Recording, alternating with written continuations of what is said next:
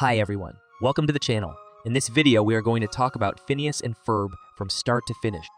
Don't forget to hit the like and subscribe button. Let's begin. Candace, since I have no idea what will happen next, I need to tell you something. I love you, Candace Flynn. First season. The first season of Phineas and Ferb introduces us to the two titular stepbrothers, Phineas Flynn and Ferb Fletcher, who are always looking for ways to make their summer vacation unforgettable. Together with their friends, Isabella, Bulford, and Baljeet, they embark on a series of wild and imaginative projects, much to the annoyance of their older sister, Candace. In the season's first episode, Roller Coaster, Phineas and Ferb build a roller coaster in their backyard, leading Candace to try and bust them, but she fails yet again. Meanwhile, their pet platypus, Perry, secretly battles his nemesis Dr. Heinz Doofenshmirtz, a mad scientist who creates various inhibitors in his attempts to take over the world. Throughout the rest of the season, Phineas and Ferb's projects become increasingly elaborate and imaginative, ranging from constructing a beach in their backyard to building a giant robot to help them with their chores. They also take trips to space and travel through time, all the while avoiding detection from their parents and making the most of their summer vacation. As the season progresses, various subplots and recurring characters are introduced.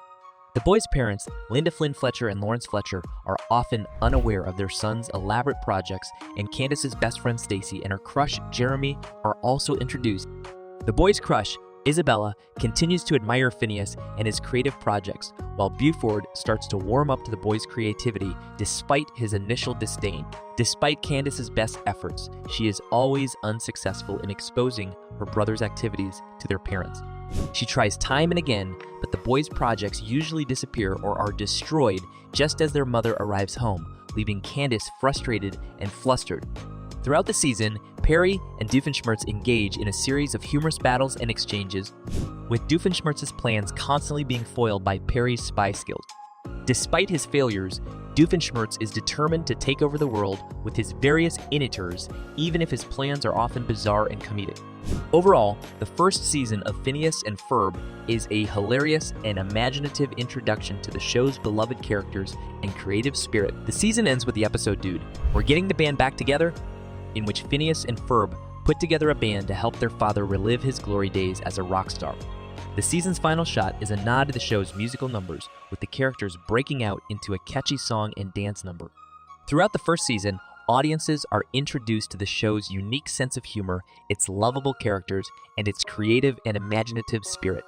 The season sets the stage for the show's future success, establishing its signature style of humor and musical numbers while also hinting at the deeper emotional themes and character development that would come in later seasons. The City Council is proposing a millage to cover the overage from last quarter, and they need Phineas and Ferb's input. Second season. The second season of Phineas and Ferb picks up where the first left off, with the titular stepbrothers continuing to embark on wild and imaginative projects throughout their summer vacation.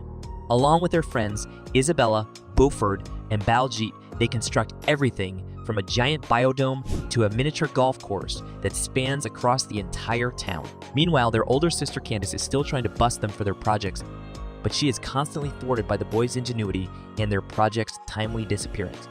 She also starts to develop a crush on Jeremy, but struggles to express her feelings to him. Throughout the season, audiences are introduced to various recurring characters, including the boys' grandparents, Clyde and Betty Jo Flynn, who encourage their creativity and help them with their projects. Meanwhile, Perry continues to engage in battles with his nemesis, Doofenshmirtz, who becomes increasingly obsessed with taking over the tri-state area. As the season progresses, the characters' relationships become more complex, with Isabella continuing to harbor feelings for Phineas, while Bulford starts to show a softer side to his tough exterior. Candace also starts to realize that her brother's projects are not so bad after all, and even joins in on their adventures from time to time.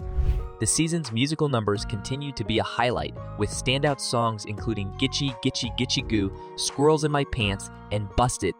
Meanwhile, the show's unique brand of humor remains intact, with Doofenshmirtz's ridiculous schemes and Perry's silent but deadly spy skills providing plenty of laughs. The season ends on a high note with the episode Phineas and Ferb Christmas Vacation, in which the boys create a winter wonderland in the middle of summer to celebrate Christmas. The episode features plenty of heartwarming moments and catchy songs and serves as a perfect holiday special for the series.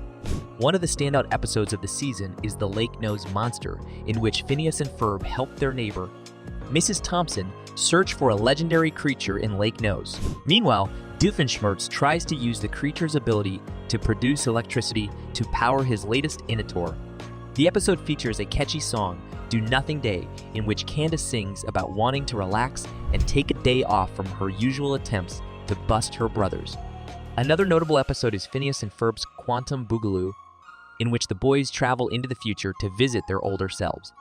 They discover that their future selves have stopped inventing and become boring, leading the boys to try and reignite their passion for creativity. Meanwhile, Candace tries to bust her future brothers, who are now famous inventors, but she ends up learning a valuable lesson about the importance of creativity and fun. The second season of Phineas and Ferb is a hilarious and imaginative continuation of the series, with plenty of memorable episodes and moments. The season builds on the show's signature style of humor and creativity, while also hinting at the deeper emotional themes and character development that would come in later season, third season. Maybe we should walk the rest of the way. The third season of Phineas and Ferb continues to follow the titular stepbrothers as they embark on wild and imaginative projects throughout their summer vacation. Along with their friends, Isabella, Buford, and Baljeet, they construct everything from a giant treehouse to a portal to Mars. Meanwhile, their older sister Candace continues to struggle with trying to bust them for their projects, but she begins to question whether or not she really wants to expose them. She also becomes friends with the boys' pet platypus, Perry, who continues to lead a secret double life as a spy working for the organization without a cool acronym. Throughout the season, audiences are introduced to various recurring characters, including the boys' cousin, Love Handle Band member Xavier Onassis, who helps Phineas and Ferb put on a rock concert.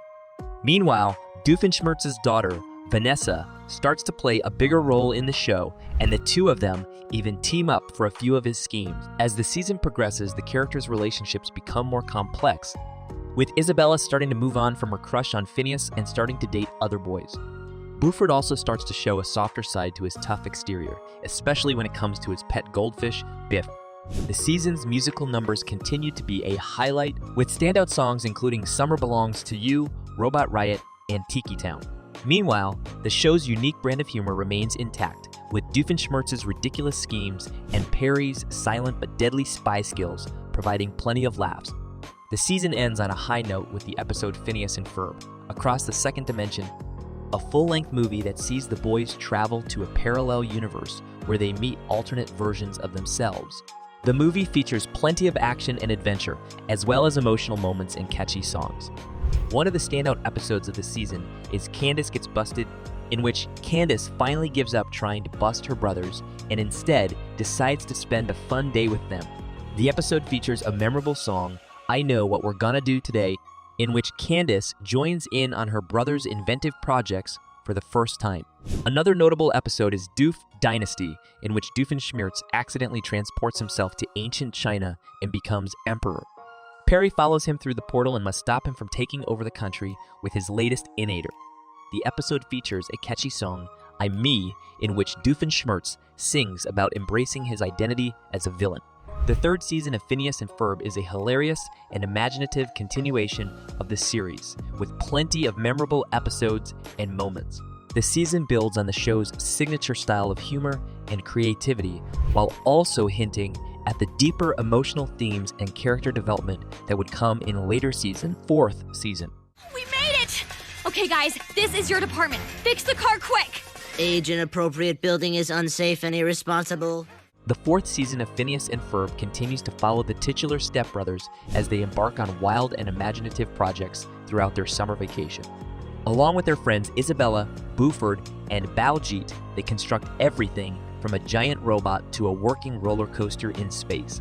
Meanwhile, their older sister Candace continues to struggle with trying to bust them for their projects, but she begins to realize that her brother's creativity and ingenuity are not something to be ashamed of. She also becomes more confident in herself and her own interests, particularly in fashion and music. Throughout the season, audiences are introduced to various recurring characters, including the boys' parents who finally see one of their projects for the first time. Meanwhile, Doofenshmirtz's schemes become increasingly outlandish, including a plot to turn everyone in the tri-state area into zombies. As the season progresses, the characters' relationships become more complex, with Isabella and Phineas finally confessing their feelings for each other and starting a romantic relationship. Buford also starts to show more vulnerability and compassion, particularly in his friendship with Baljeet. The season's musical numbers continue to be a highlight, with standout songs including Fabulous, My Sweet Ride, and What Might Have Been. Meanwhile, the show's unique brand of humor remains intact, with Doofenshmirtz's ridiculous schemes and Perry's silent but deadly spy skills providing plenty of laughs. The season ends on a high note with the episode Last Day of Summer, in which Phineas and Ferb try to make the most of their final day of summer vacation before starting school. The episode features emotional moments and a heartfelt message about the importance of creativity, friendship, and making the most of every day.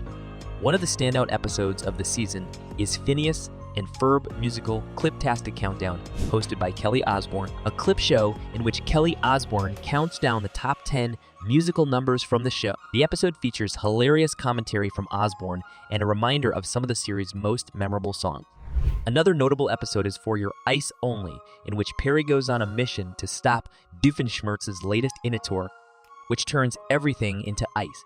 Meanwhile, Candace tries to bond with her mother over their shared love of ice skating, but ends up causing chaos on the rink. The episode features a catchy song, Let It Snow, Let It Snow, Let It Zoom, in which Doofenshmirtz sings about his love of winter sports.